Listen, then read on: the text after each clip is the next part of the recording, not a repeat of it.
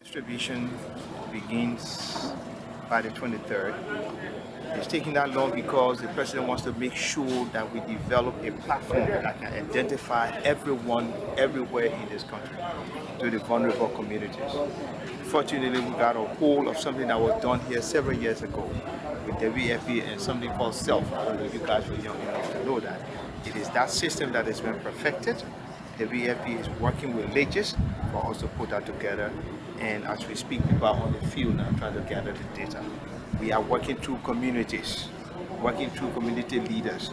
For instance, if I went to Nicotown and say Zone 15, and I want to look up, I want to look up Block A, and I want to go to A15, we should know who lives there. I listen to how many people who live there. So that is the system we are putting in place to make it easier for an orderly distribution of food in a way that we can verify that. But if you're affected by the COVID-19, what the president is saying, if you're affected by the COVID-19, then you're vulnerable. So that vulnerability is relative. So the president is correct to say that, and that's where we are going. The plan was to do the first 4 because at that time the president made the announcement. It was only 4 counties: Grand Crew, Monserrato, Margibi, and Nimba counties. But then it came and the resolution says that it should be the rest of the country. And that's what the president is going to implement. How much is it going to cost the government? It is a $35 million project initially, $25 million from the government budget, supported by the International Monetary Fund, $25 million, and $10 million grant from the World Bank. Now the $25 million from the IMF may increase depending on the discussions, but for the purpose for safety, we're taking it at 25 plus 10 to 1.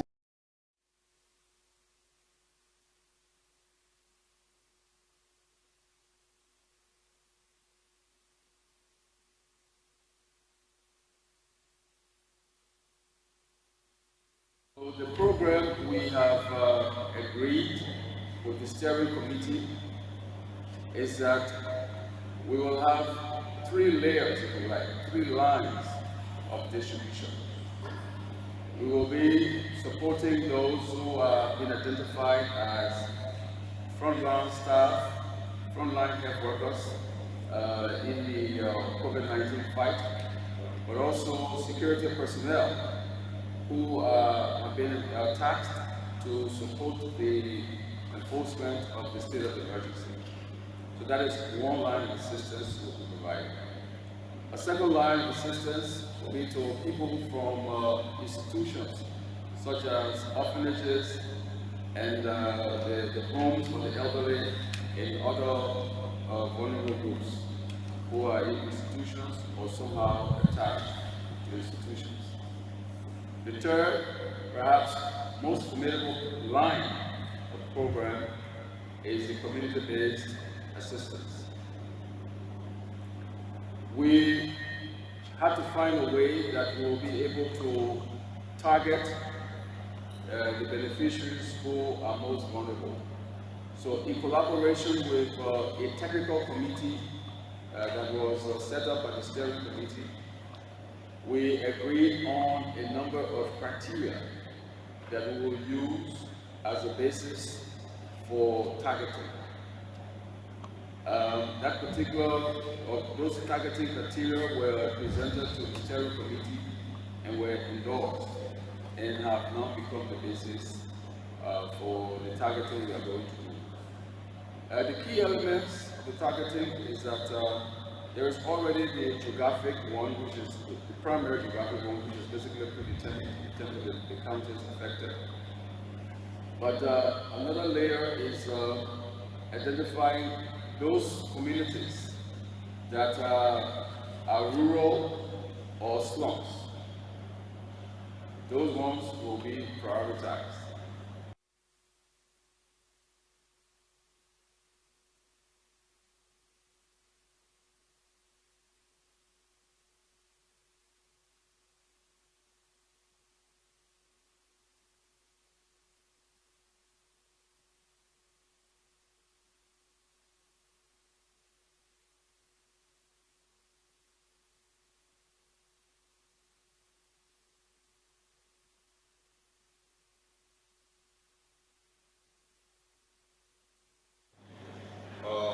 LNC and what is put in place to make sure that we realize what we're doing in the joint resolution. And so we want to move on with the security, we want to move with the utilities committee. And very importantly, we also want to move on with the budget committee. The budget, recap, and uniforms management committee. If we read count 14 of the joint resolution, it states that all of the measures that are approved in the joint resolution are subject to budget recap. And so we want to chair the members of the budget recap and uniforms management committee, please liaise with the relevant institutions and get back to us so that we can move as soon as possible. Pro Tem, distinguished colleagues, again, we want to thank Pro Tem who has authorized the first hearing since the state of emergency was approved. They've been planning. We have to remain.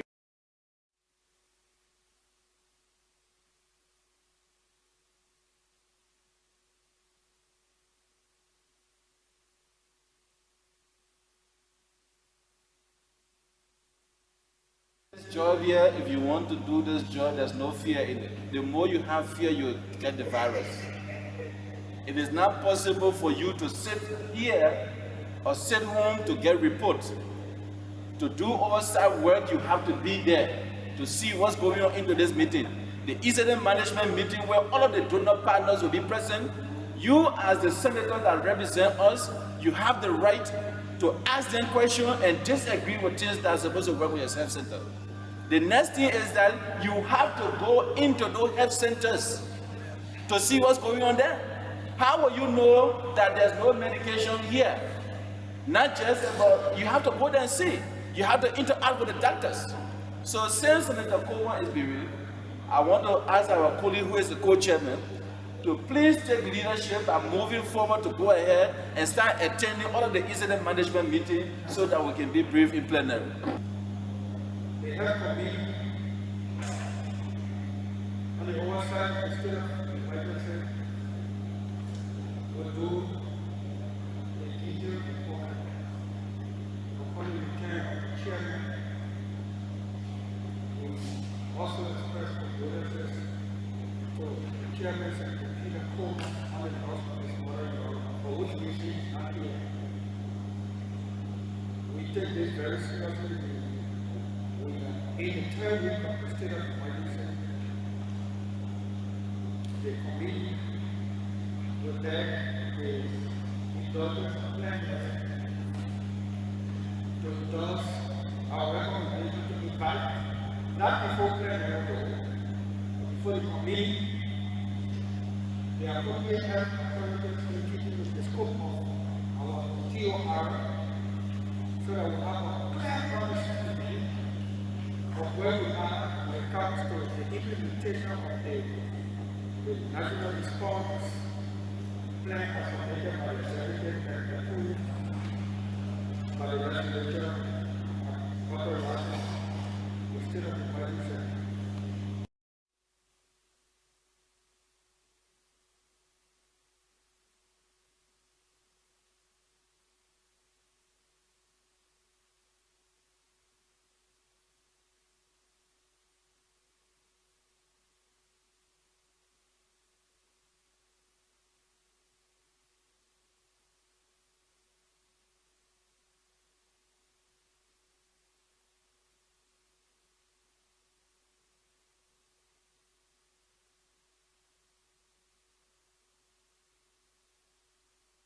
We're making a noise about getting support. We're not doing it because we want to be naughty, but because we have a real genuine need for the support, so that we can do that which we are required by law to do. Our mandate is clear by law.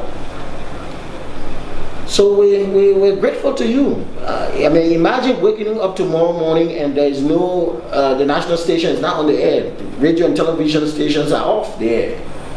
It will be concerning to most Liberians, people across the country. We just like to say thank you. I also want to use this medium to say that we finally got some money from the government of Liberia through the Ministry of Finance to restore our 7 substations across the country. So we have begun, the efforts with Aminata and Sons, who are the petroleum dealers that we have our contract with to provide fuel for those substations. So I can say to Liberians across the country that as early as next week, we'll begin to broadcast to almost all of Liberia using our national network. So that is a welcoming news. But again, that's just the beginning of it. There has to be a continuation. Those stations have been off the air for the last 7 to 8 months because of the lack of financial support. So we must not wait for the coronavirus or national crisis to erupt before we think about disseminating information to all of Liberia. It's a constitutional right for all Liberians to have access to the national broadcaster. It's required by law. I'd just like to make that point clear and to thank you all again for the donation. We really do appreciate. We'll definitely hold discussions with you all with respect to what sort of partnership we can forge, to enhance your work and our work. So thank you very much.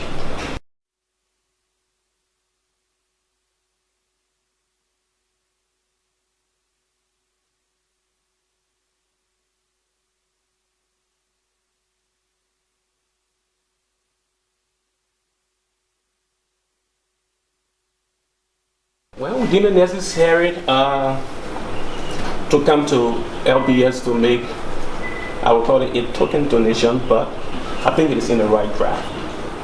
Yeah. Actually, taking into consideration that the media is the one that disseminated the information out to the public, for the public to make use of information and be able to access information and also be able to use that information properly.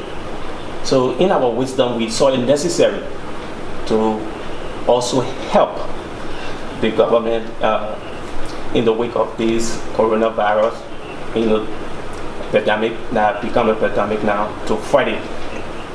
So we thought on using the media that disseminate the information, spread the information, to the public, that to come and support them in that strive, financially. This is not a kind donation, this is a cash donation. So we want to work with LBS.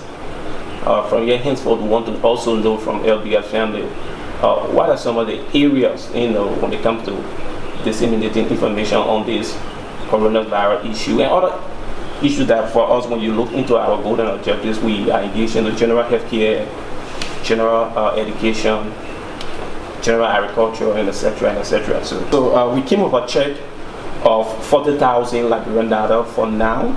We have to make this donation, as I say, in the fight against this coronavirus. And subsequently, we want to work with you. So it's just a 40,000 Liberian dollar check that we want to donate or give to LBS.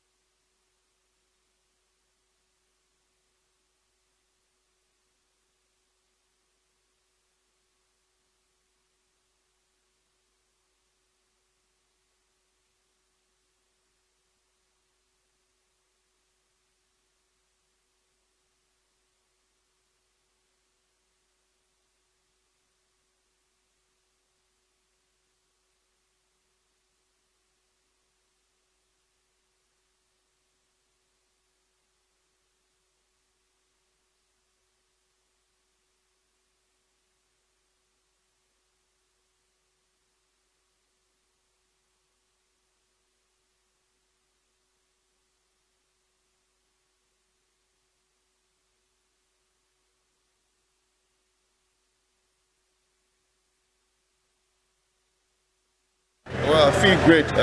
First and foremost, people have to develop the behavior of enduring, defeat at times in court cases. Part of the quality and respect that I bring to the job is that I've been through this many years. I was with the defense team for many years, and I'm used to this kind of thing. I was just a bit shocked about the manner and form in which the judge ruled. For example, in the motion for judgment of acquittal, he claimed that the guys were sent by Yeka Koluba if you read his ruling. But he said Yeka did not instruct them to beat and injure the victim, Emmanuel Fremont. That's what he said in the motion for judgment of acquittal. If you see today in the ruling on the kidnapping, he asked the question whether or not Emmanuel Fremont was kidnapped. He answered in the affirmative, indicating that indeed Emmanuel Fremont was kidnapped. His contention is that he uses the three basic fundamental theories of vicarious liability. He said one of the key factors is that for vicarious liability to lie, one must be on duty. But the guy said they were on duty, they were bodyguards. The judge was unable to delineate the role play by the guys who were bodyguards to Yeka Koluba towards Emmanuel Fremont. They were on duty, they acted pursuant to the authority they arrested. If you see the ruling in the motion for judgment of acquittal, part of which is gone to Supreme Court, he said, yes, they carried out the arrest, but he didn't instruct them for them to beat him.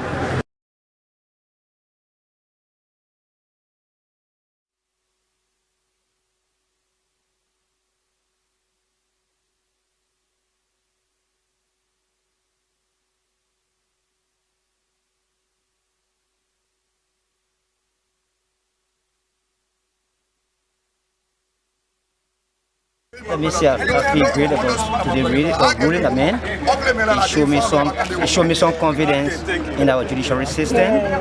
You know, it's a tendency in Liberia that many don't want to come to court, most especially when they have cases against government on ground that their rights will be tempered. But the ruling done today by Willie show us some confidence in the court system. Now, initially, Judge Willie dropped 4 charges and only retained the issue of kidnapping, and so that proves to anyone that prosecution could not actually defend whatever. So what do you make of that? The record shows that, because the record shows that there are a lot of contradictions in the prosecution testimony. There are some witnesses who were presented by prosecution and told court that the whole thing was a cell phone saga. Other witnesses were also presented by prosecution that also told court that this was not a cell phone saga, but this was an issue that Yeke asked his security to go and arrest Emmanuel Fremont. And our laws are clear. Our law says that wherein prosecution witnesses contradict in their own testimony, that works in favor of the accused. So it's based upon that law that is the court rule. More than that, the issue brought by prosecution about vicarious liability, the law is clear. There are elements that constitute vicarious liability. And one of the major elements in vicarious liability says that you must work, or you must have committed a wrong or error in the scope of your duty. The time this guy was arrested, the former secretaries of Yeke were not performing their function. They were on their own social activity.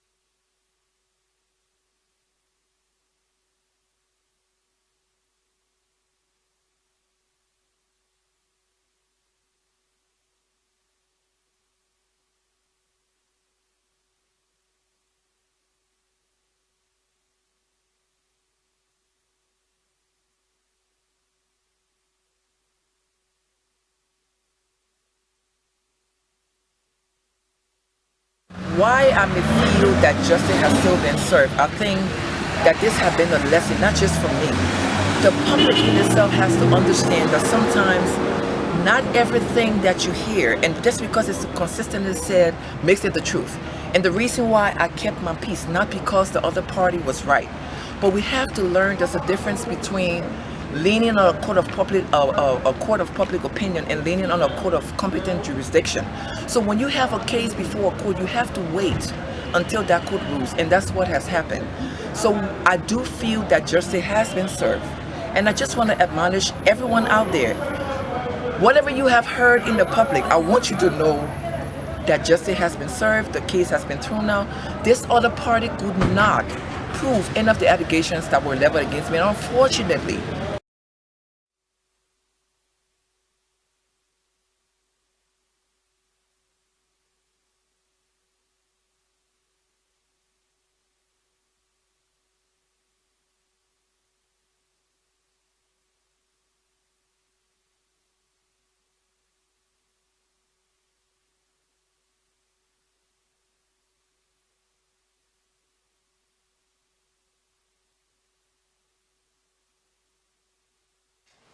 as you're aware, thank you so much. As you're aware, we are in a very peculiar time. The whole world is grappling with the novel COVID-19 virus that has caused a serious disturbance in different sectors of society. And you know, many people have lost their livelihoods. Many are not paid. And therefore, we thought it wise to get involved with free distribution of food at this time to bring help and succor to needed families at this time. Even before the COVID-19, many families were finding it difficult to make ends meet. So you should know that with the inception of this virus, things have become even more difficult. So as a church, we thought it wise to reach out to lend a helping hand to those families that are in need. And like you said, we started today with the King Gray community, Zuba Town. Tomorrow we'll continue in Zuba Town and also down Dupo Road, Cowfield community. And on Saturday, we'll be reaching out to the Chicken Factory community. So in all, we want to reach out to 1,000 households with needed food items, rice, beans, oil, fish, canned fish, onions, salt, for at least just something that the families can put together quickly.